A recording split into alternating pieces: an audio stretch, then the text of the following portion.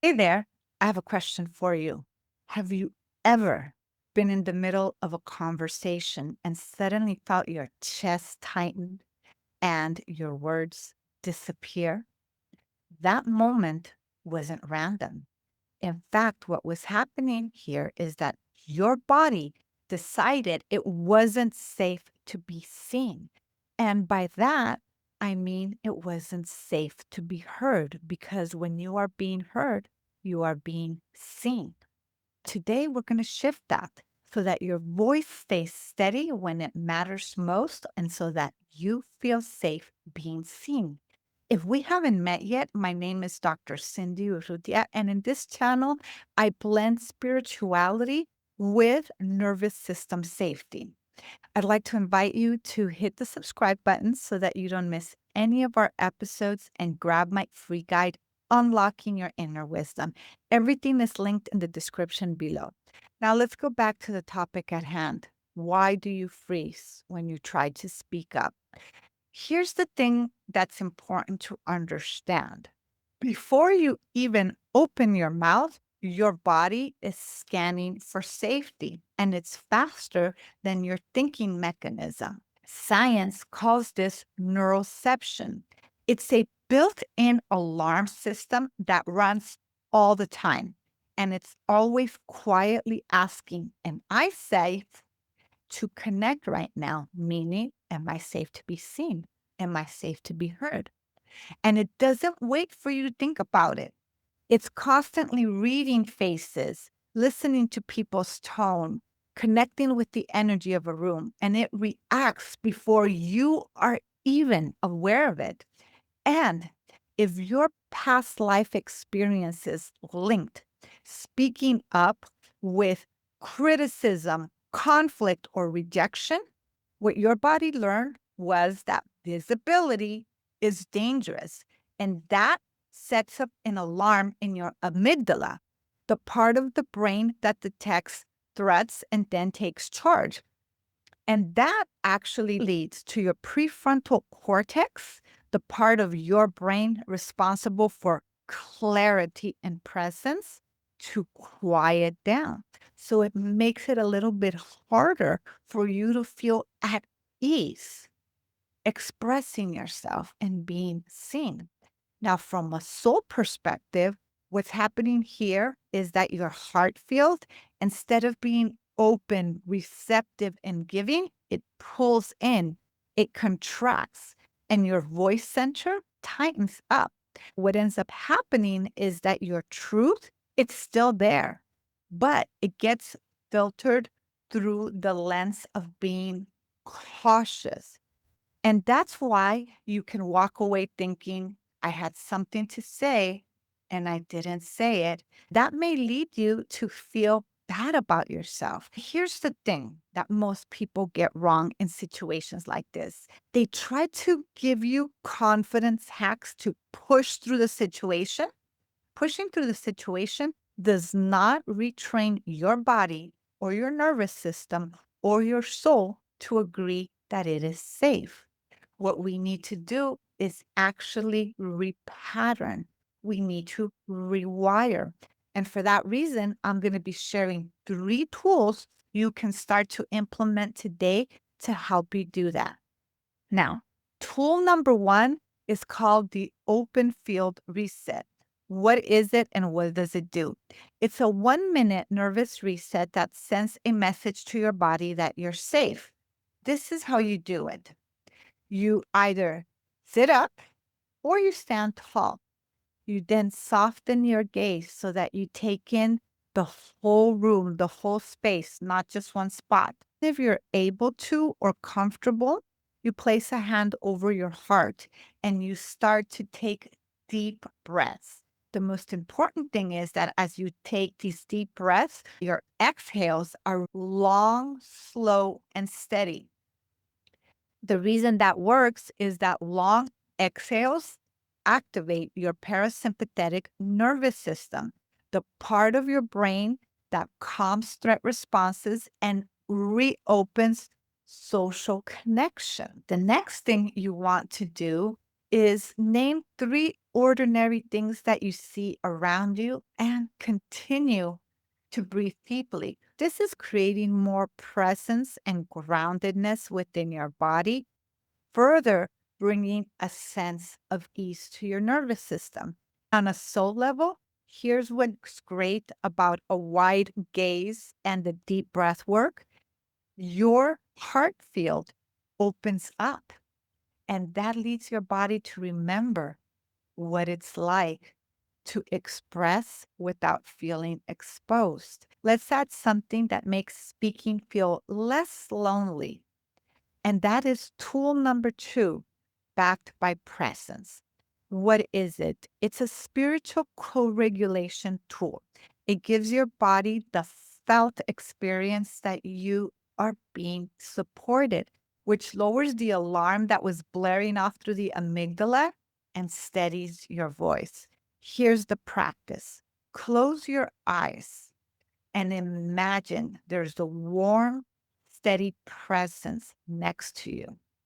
This presence can be a trusted friend, a family member, someone who you feel safe and comfortable around. You may also imagine that they place one hand over your shoulder or that they simply gaze into your eyes and smile. As you're doing this, you start to feel safe and grounded. And either silently or in a whisper, tell that person, that presence, stand with me while I speak. As you do this, take a slow breath and let it move through your heart, through your throat. And in this space, say one true sentence that you would want to speak out that you have held back from doing so. Why does this work? From a science lens, this is called social buffering, the presence of someone supportive. That lowers stress hormones, calms the amygdala, and keeps the language centers of your brain online. On a soul level, feeling backed energetically expands your heart field so that you're speaking from truth instead of performance. This leads to a sense of steadiness and safety. The more you practice this, the more you feel at ease. If this is resonating with you, that's exactly what I do inside my self guided digital course, The Potential Code. It helps map your triggers, train your nervous system for visibility, and create a rhythm that feels good long term. You'll find it in the link below. Let's move to tool number three, one line of service. What is it and what does it do? It's actually a purpose pivot.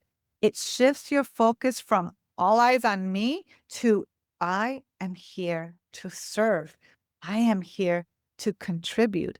And that change instantly reduces self consciousness and helps to clarify your message because it's not about, oh my goodness, am I going to be judged? It ends up being about, I am here to serve. Here's the guided practice. Write this down.